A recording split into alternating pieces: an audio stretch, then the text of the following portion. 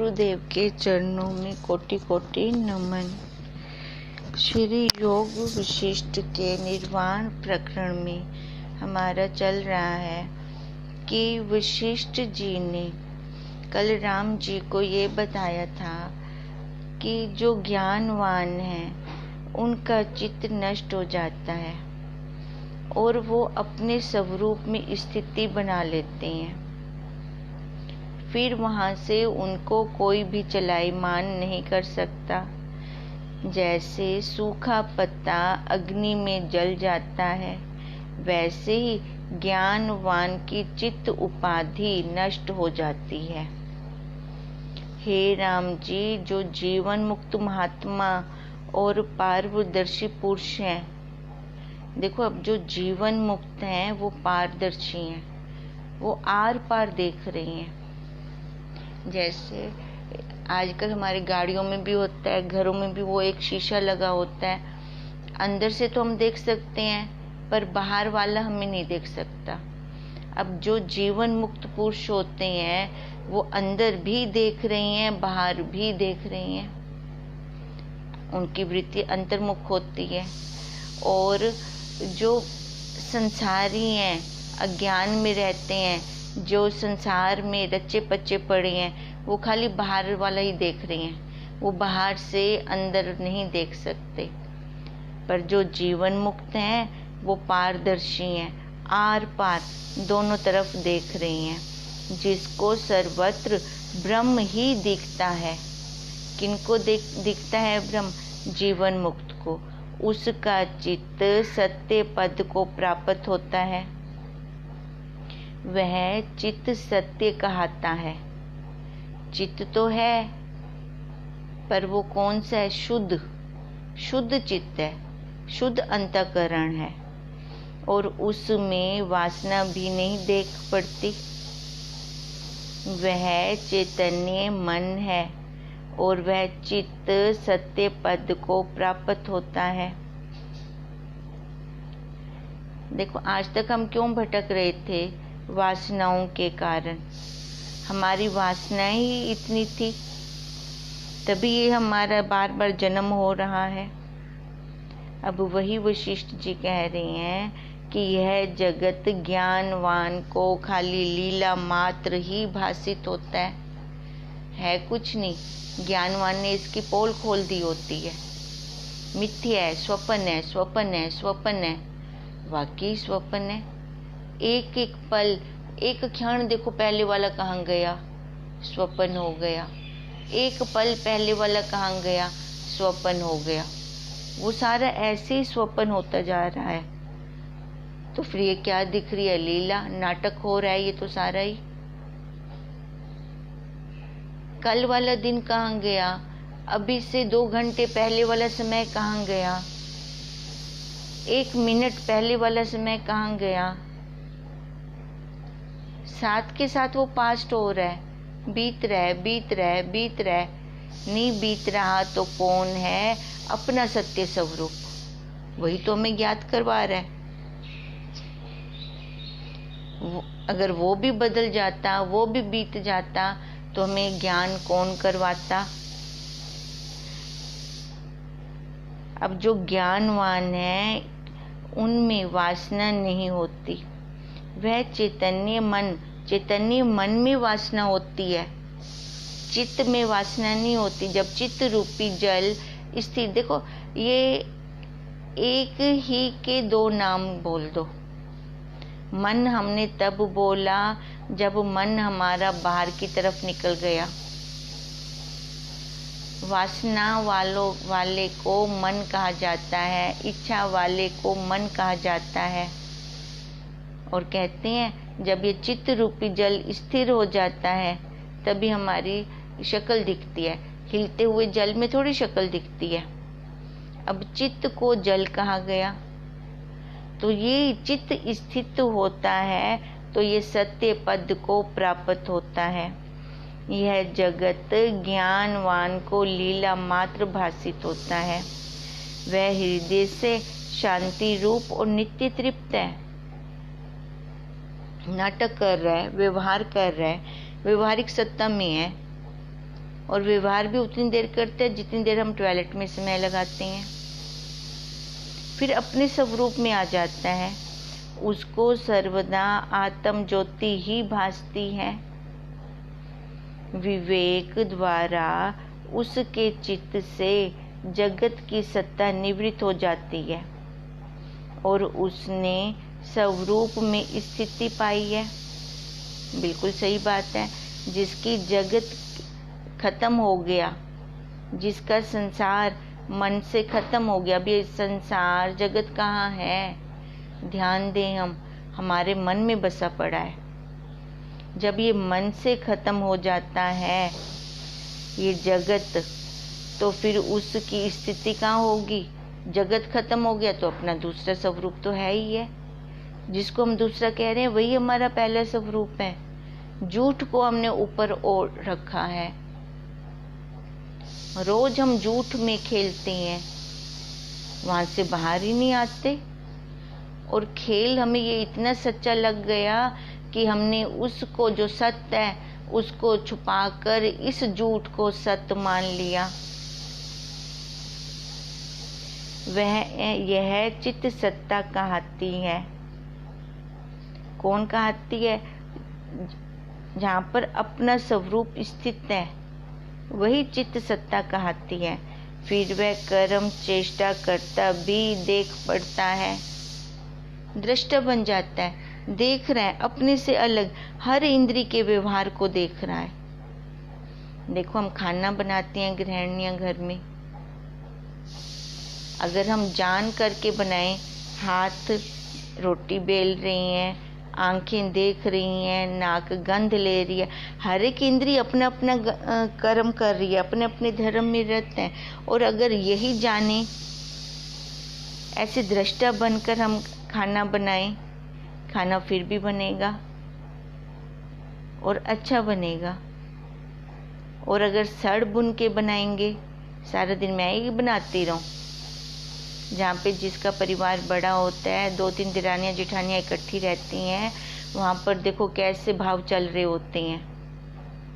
वो कोई काम नहीं करती, मैं ही सारा काम करती रहूं, वहाँ पे मैं का रोपण हो जाता है।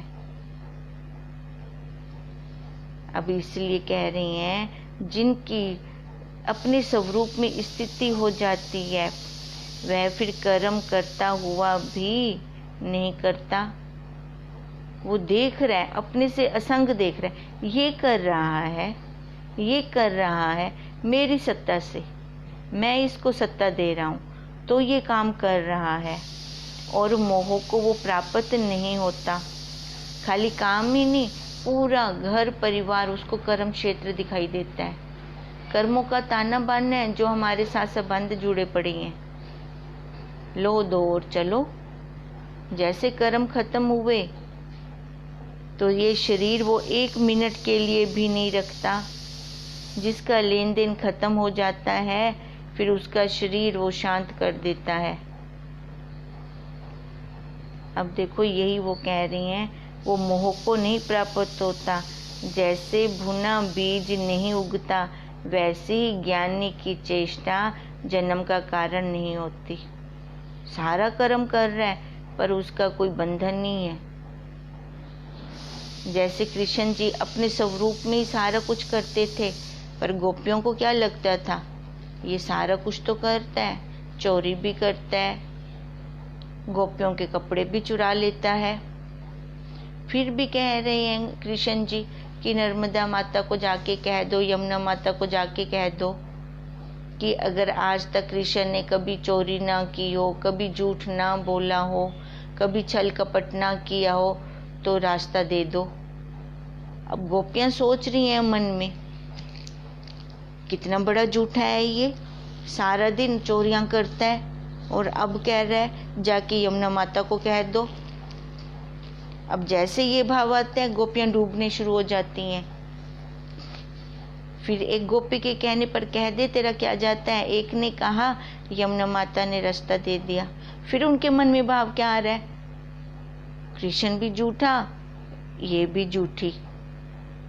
देखो, पर कृष्ण जी जिस स्थिति में रहकर वो कर्म कर रहे थे वहाँ पे तो उनको लेप ही नहीं लग रहा था कर्म का, वो अकर्ता रूप से कर्म कर रहे थे। सारा व्यवहार करो, मना नहीं है। गीता माता, श्रीमद् भगवत गीता माता में यही उपदेश देती है कि संसार में हम सारा कर्म करें, हमें मना नहीं है, पर कहाँ पर करें? अपने स्वरूप को जानकर, वहाँ स्थिति बनाकर पहले अस्थि के दर्शन करें, फिर व्यवहार करें। अगर नहीं होता ऐसे तो व्यवहार कम कर दो, कर्म मत बनाएं, हम अपने व्यवहार कर्म कर दें तो भी हम छूट जाएंगे।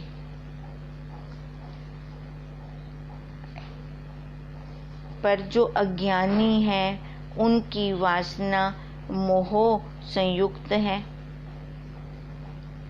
अब जो ज्ञानी है उनका कर्म कैसे होता है? जैसे भुना हुआ बीज होता है, वो कर्म भी कर रही हैं पर वो उनके जन्म का कारण नहीं है। पर जो अज्ञानी है उनकी वासना मोह संयुक्त है। जैसे कच्चा बीज उगता है वैसे ही अज्ञानी वासना से फिर जन्म लेता है। पर जिस चित्त की आसक्ति निवृत्त हो गई है उसको वासना जन्म का कारण नहीं होती। आसक्ति खत्म हो गई, उसकी वासना फिर जन्म का कारण ही नहीं है। ज्ञानवान की तो पहली बात वासना होती नहीं। अगर उनकी वासना दिख रही है तो कौन सी होगी? सतोगुणी, परमार्थ वाली होगी। वही चित्त सत्ता कहती है, क्योंकि उसका वो वासना वो जन्म का कारण नहीं बनेगी, किसी दूसरे की भलाई के लिए होगी, दूसरे का भला हो जाए इसलिए होगी, और वही चित्त सत्ता है। हे राम जी, जिन पुरुषों ने पाने योग्य पद पाया है और ज्ञान अग्नि से चित्त दग्ध किया है वे फिर जन्म नहीं लेते। अब देखो कितनी गूढ़ बात बता रहे हैं वशिष्ठ जी कि जिन पुरुषों ने पाने योग्य पद पाया है। अब पाने योग्य पद कौन सा है? अपने स्वरूप का। जिन्होंने ये पद पा लिया है और ज्ञान अग्नि से अपने चित्त को दग्ध कर दिया,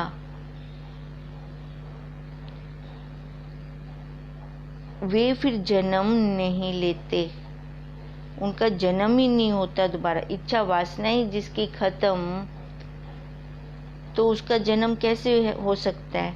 जो कुछ जगत है वही सब उनको दृष्टि में ब्रह्म रूप है। तभी बार बार कहते हैं जैसी दृष्टि वैसी सृष्टि।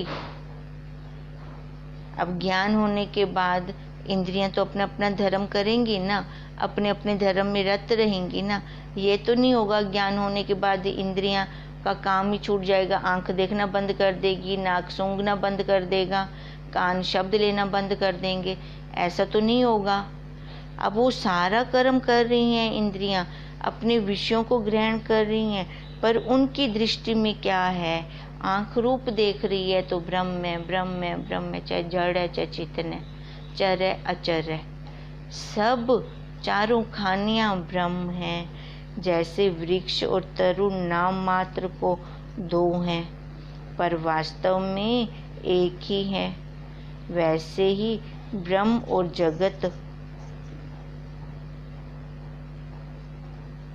नाम मात्र को दो हैं पर वास्तव में एक है।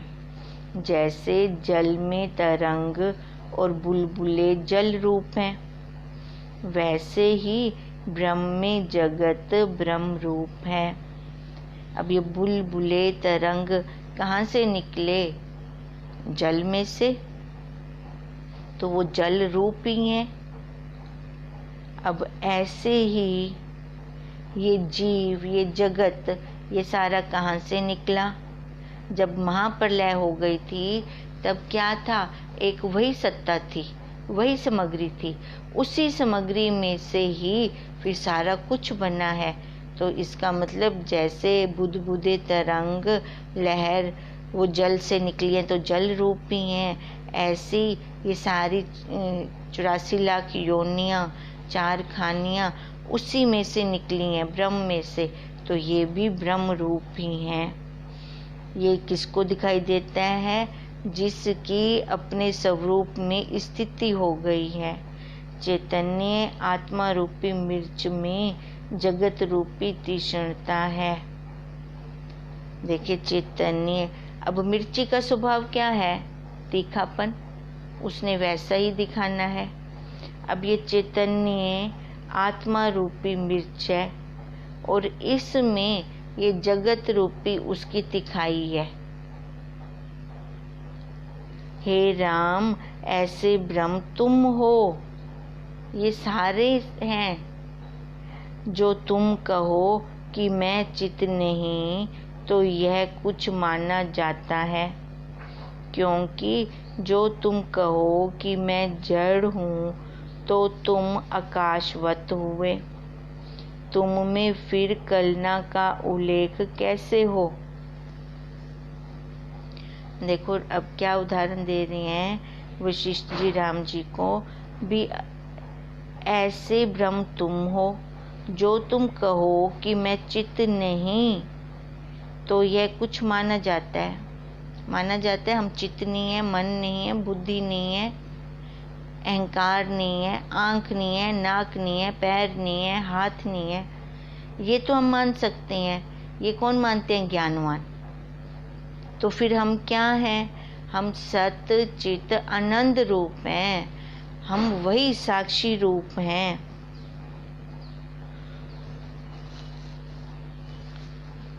अब वशिष्ठ जी यही कह रहे हैं राम जी को कि अगर तुम ऐसे मानोगे तो ये हम मान सकते हैं कि तुम चित्त नहीं हो, क्योंकि हम जानते हैं तुम क्या हो। क्योंकि जो तुम कहो कि मैं जड़ हूँ, तो तुम आकाशवत हुए। तुम में फिर कलना का उल्लेख कैसे हो? आकाश सबसे असंग, किसी को भी नहीं लेता और सबको उसने अवकाश भी दे रखा है। अब यही कह रहे हैं तुम में फिर कलना का उल्लेख कैसे हो? जो चैतन्य हो तो शोक किसका करते हो? देखो अगर जड़ हो, अगर तुम जड़ मानते हो तो जड़ को तो कुछ भी फीलिंग नहीं आती। अब कपड़े धोने वाली मशीन हम बाहर रख दें, ठंड है, गर्मी है या बर्फ पड़े, ओले पड़े, तो उसको कुछ अनुभूति होगी? नहीं होगी। और अगर कहें कि हम चैतन्य हैं, अब चैतन्य हो तो फिर शोक किसका करें? क्योंकि उस आत्मा में, उस साक्षी में शोक तो है ही नहीं। तीनों कालों में नहीं है, किसी देश अवस्था में नहीं है, किसी वस्तु पदार्थ में नहीं है, उसमें तो शोक है ही नहीं। फिर शोक किसका करते हो? और जो चिन्मय हो तो निरायास आदि अंत से रहित हो। चिन्मय हो मतलब जिसकी अनुभूति हो रही है, खाली अनुभव कर रही हैं, तो वो निरायास है, उसका कोई आदि अंत नहीं है, अनुभूति है, उसका नापने का कोई पैमाना ही नहीं है। नापने का पैमाना किसका बनाया जाता है? जो आकार वाला होता है, इतना लंबा है, इतना चौड़ा है। आकार वाले का रंग रूप भी आता है।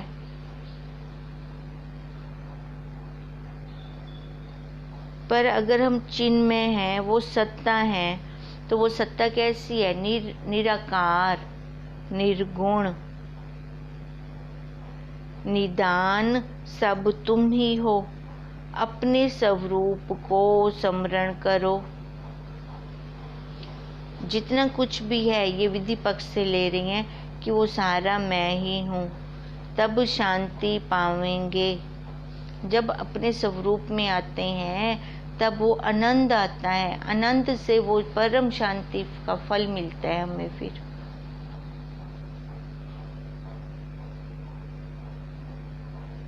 वो तृप्ति, वो संतोष मिलता है हमें। तुम सब भावों में स्थित हो और सबको उदय करने वाले शांत रूप चैतन्य ब्रह्म रूप हो। इसके अलावा तो और दूसरा कुछ है ही नहीं। हे राम जी, ऐसी जो चैतन्य रूपी शिला है, उसके उदय में वासना रूपी फुरना कहाँ हो। अब चैतन्य रूपी शिला, अब जो चैतन्य रूपी शिला है मतलब जड़ कह रही है, तो उसके द्रव्य, उसके उदय में वासना रूपी फुरना कहाँ हो। अब पत्थर में कहाँ से वासना आई? वह तो महाघन रूप है। हे राम, जो तुम हो वही ब्रह्म है, उसमें और तुम में कुछ भेद नहीं।